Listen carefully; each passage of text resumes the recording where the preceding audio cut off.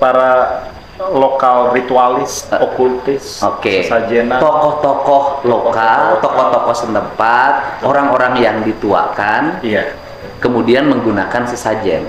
iya. Jadi situs yang diambil itu juga berdekatan dengan situs sesajen. Itu karena di situ ada kegiatan tektonik. Jadi orang dulu menganggap bahwa itu adalah peristiwa di mana penunggunya sedang marah, makanya ditaruh sesajen. Dan ternyata memang di situ kegiatan tektonik yang paling strategis untuk diambil sampelnya. Jadi orang tua kita dulu membaca tanda-tanda alam, Betul. yang tidak bisa dijelaskan lewat logika, Betul. dan ilmu pengetahuan.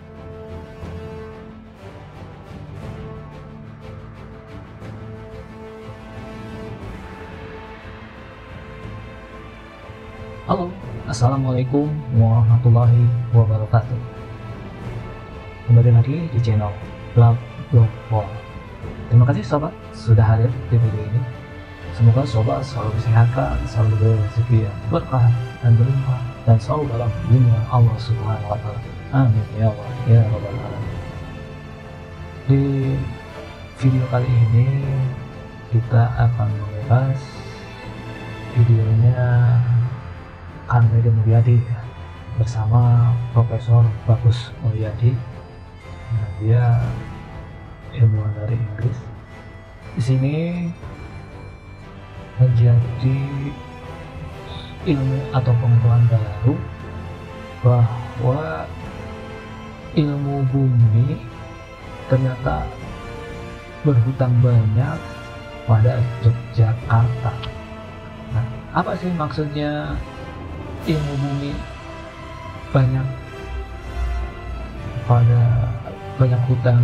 berhutang banyak pada Yogyakarta, dan apa hubungannya dengan sesajen dan ilmu bumi? Yuk kita tonton videonya. Akademik, tapi di Indonesia untuk membuatnya relevan, saya mau agar supaya Indonesia tuh melek akan potensi ilmu pengetahuannya, dan itu nggak senantiasa harus dengan bahasa akademik. Jadi bagaimana caranya agar Indonesia punya narasi keluar sebagai tempat di mana ilmu pengetahuan baru muncul. Kita bahasanya harus relevan terhadap orang yang non akademik. Karena itu narasi yang harus dimanifestasikan keluar, bukan hanya semata-mata ya Indonesia adalah tempat tadi chaos, buas. Dekat dengan alam tapi tidak dekat dengan ilmu pengetahuan, begitu loh.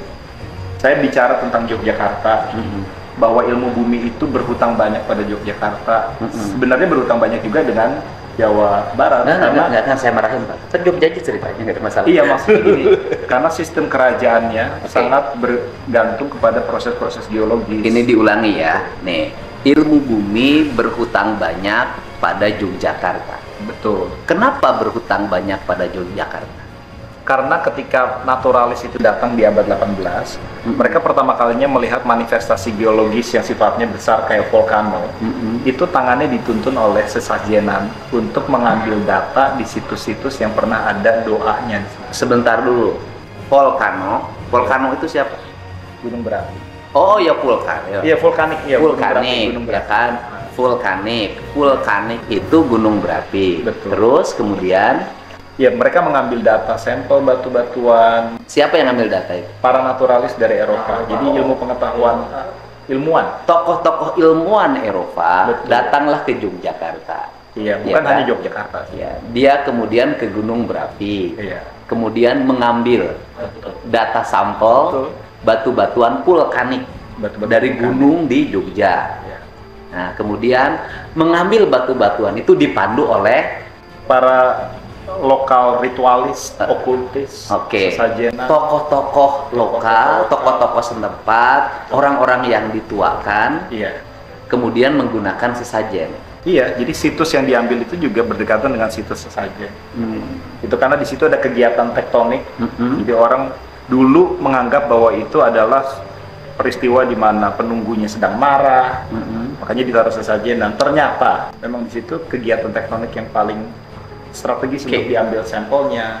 Jadi orang tua kita dulu membaca tanda-tanda alam, Betul. yang tidak bisa dijelaskan lewat logika, Betul. Dan ilmu pengetahuan Betul. menggunakan cara spiritualis. Betul. Yaitu dengan kalau menganggap daerah ini misalnya gasnya paling tinggi, gitu kan, Iya. atau tekanan abu vulkaniknya paling tinggi, maka diletakkanlah sesajen karena untuk meredam kemarahan. Betul. Tapi kan Dari dianggap penunggu. Iya, tapi kan dianggap itu hanya mitos, backward knowledge, nggak diperlukan. Kesalahan kita adalah menghilangkan itu secara mendadak tanpa penjelasan ilmu pengetahuan. Betul. Andai kata ahli fisika, ahli kimia, ahli geologi Iya. dari ITB, dari UGM melakukan penelitian dan menjelaskan kepada publik bahwa dulu orang tua kita meletakkan sesajen di situ tujuannya untuk ini, karena waktu itu Iya. belum bisa menjelaskan dengan bahasa pengetahuan. Iya. Sekarang kita bisa menjelaskan bahasa pengetahuan. Sesungguhnya orang tua kita dulu tuh pintar-pintar. Betul. Kan bisa memilah mana yang punya landasan ilmu pengetahuan yang kuat, mana yang alasannya bukan alasan ilmu pengetahuan, tapi yang pasti pada waktu itu semua ada gunanya. Iya. Untuk mencegah orang masuk dalam bencana alam. Misalnya dulu ketika orang di Yogyakarta berpikir bahwa penunggu Laut Selatan Iya. dengan penunggu gunung berapi itu berhubungan. Iya.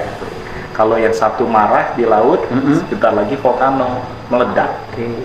Ternyata tahun 1960-an, ekspedisi saintifik dari Amerika itu datang bawa gravimeter dan mereka tahu pada waktu itu bahwa ada jalur tektonik di antara dua situs tersebut yang menjelaskan mengapa ketika ada gempa bumi di Laut Selatan kemudian aliran magma itu keluar dari gunung berapi. Jadi mitologi itu sesungguhnya pengetahuan pada zaman itu.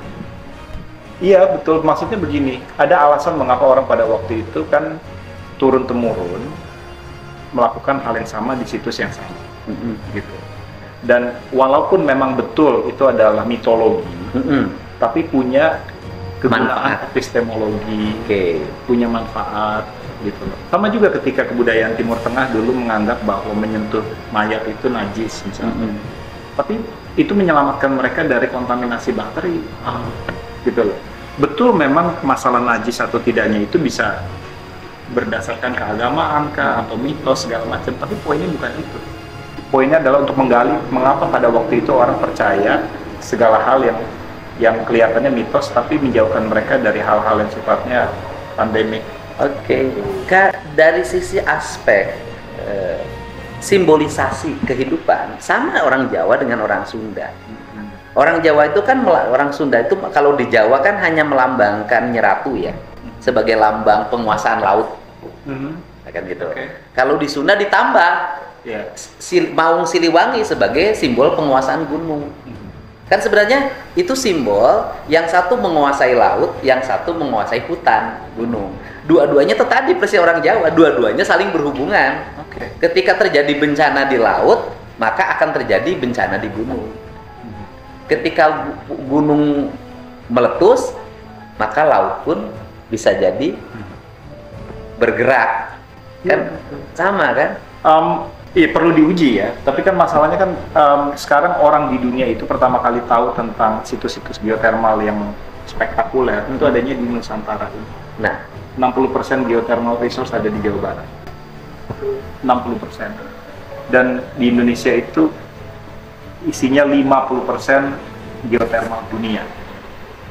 Gitu. Jadi memang di Inggris tempat saya belajar dan mengajar nggak ada geothermal yang di atas 3. Jelasin dulu dong, penonton saya banyak kelas menengah bawah. Iya, jadi Geothermal pertama itu apa? Geothermal itu tenaga panas bumi. Ada 50% ada di 50% dari cadangan tenaga panas bumi dunia, kurang lebih ada di Jawa Barat. Bukan ada di Indonesia.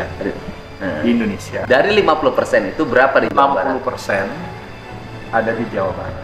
Jadi dari 50% cadangan bumi yang ada di dunia, itu ada 50% di Indonesia, di Nusantara. Nah, berarti ada 100%. 100%-nya itu 60% ada di Jawa Barat. Berarti geothermal, energi yang strategik ada di gunung-gunung.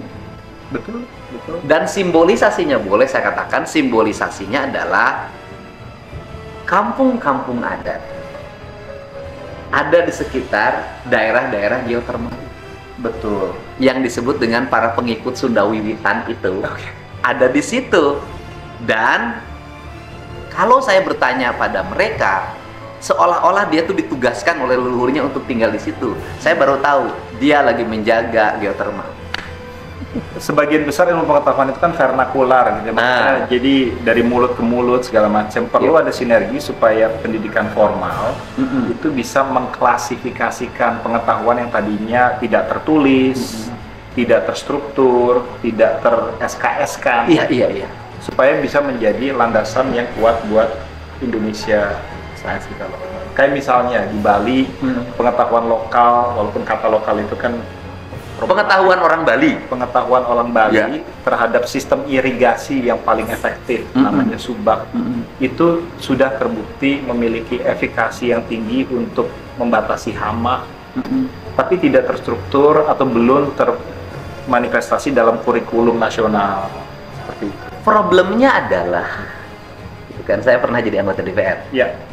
Problemnya adalah pemerintah dan DPR dalam mengartikulasikan nilai-nilai kehidupan yang itu dibuat dalam kebijakan, baik kebijakan eksekutif maupun penyusunan undang-undang yang dilakukan secara bersama DPR dengan eksekutif, studinya tidak pernah ke dalam. Oke. Apa alasannya? Nggak tahu, studinya keluar terus. Yang menjadi landasan penyusunannya itu bukan kearifan yang lahir dari Nusantara, padahal dia mengatakan pengikut Pancasila, tapi cenderung mengikuti pahamnya Barat dan Timur Tengah. Iya, memang literatur ilmu pengetahuan di berbagai bidang memang kiblatnya masih di Eropa. Iya. Kewilayahan, kalau bicara tentang planologi, semuanya berlandaskan continental planologi, yang memang kita bukan negara kontinental. Ya, maka itu sistem penyusunan kota kita di sekitaran Pulau Seribu pun masih berbasiskan seakan-akan itu kontinen besar, gitu kan, benua besar, daratan di sini. Inilah kita bukan. Kan bisa nggak kita mencoba mengumpulkan seluruh peninggalan-peninggalan pengetahuan dalam bentuk kearifan, kan? Kemudian itu dibuat dalam buku atau nilai-nilai akademik. Dan kemudian itu bisa jadi rujukan pengetahuan. Saya sejak 10 tahun yang lalu, itu kalau ketemu di perguruan tinggi, saya selalu mengatakan, bisa nggak sih misalnya skripsi itu dibuat bukan berdasarkan narasi buku yang disusun oleh para pemikir yang ada hari ini atau rujukannya Barat. Bisa nggak sih bikin skripsi, disertasi, atau tesis itu berdasarkan nilai-nilai kearifan leluhur yang belum ditulis, tetapi kita bisa mencoba mengumpulkan data itu menjadi artikulasi nilai-nilai yang tertulis. Dan kita sudah punya bahkan yang sudah tertulis di daerah masyarakat Bugis misalnya. Ada karya yang namanya Lagaligo, panjangnya 1,5 kali lipat dari Mahabharata. Kompleksitasnya yang menjelaskan etos mereka, penciptaan manusia, itu sebenarnya sudah ada, tapi kita nggak punya manuskrip. Mungkin dengan kesempatan yang diberikan, bisa saja kita gali di Jawa Barat. Ada banyak yang saya belum tahu. Gitu, mungkin ada kearifan yang punya nilai. Nah, ini yang saya maksud. Bersedia nggak? Waduh nih, Prof. Menyusun itu dengan senang hati. Itu sobat, ternyata di abad 18 ketika naturalis datang ke Indonesia dan melihat manifestasi geologi yang sifatnya vulkano, gunung berapi di Yogyakarta. Di saat penelitian tersebut ternyata melalui orang-orang lokal dituntun ke situs-situs sesajen, yang ternyata di situs sesajen itu merupakan lokasi strategis atau vulkano yang aktif dan layak untuk diteliti. Jadi kalau menurut pandangan pribadi saya, ternyata ilmu pengetahuan dan tradisi lokal ternyata ada korelasi dan keterikatan, di mana orang lokal ngasih sesajen di tempat tersebut, dan saat ditemukan tempat sesajen tersebut dan diteliti oleh orang naturalis gitu, ternyata emang makna ritualitas Nusantara itu berkaitan erat. Mungkin dulu orang tua kita, sesepuh kita tidak bisa menyebutkan atau meneliti bahwa secara ilmu pengetahuan, secara data, tempat itu baik di mana. Akhirnya mereka untuk menjelaskan dan menerangkan bahwa di sana ada vulkano yang sering marah, yang sering aktif, dihubungkanlah dan dikasihlah sesajen di tempat itu. Begitu datang seorang peneliti di titik tersebut, ternyata vulkano yang sering aktif, yang dianggap oleh sesepuh kita sering marah atau gimana, ternyata tempat yang sangat-sangat efektif untuk diteliti karena titik aktifnya ada di sana. Jadi dari inspirasi dialog ini pentingnya kita belajar dari tradisi lokal tanpa harus meniru sistem dari barat. Ternyata bagaimana budaya, tradisi, dan ilmu pengetahuan itu bersinergi, tidak bisa dipisahkan.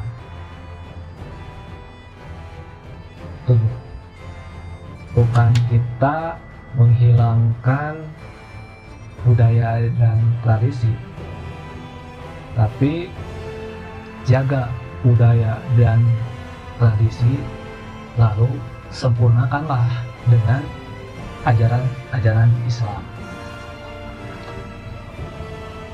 Bagaimana sobat tanggapannya? Yuk tanggapi di kolom komentar. Jangan lupa untuk like, share, dan subscribe supaya sobat tidak ketinggalan video kami berikutnya.